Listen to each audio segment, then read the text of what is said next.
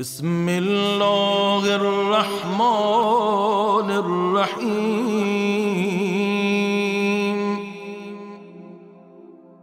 اللهم وفقني فيه لموافقة الأبرار، وجنبني فيه مرافقة الأشرار،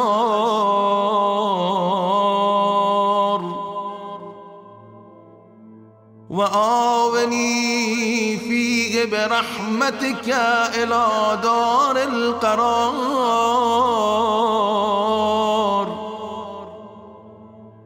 بإلهيتك يا إله العالمين.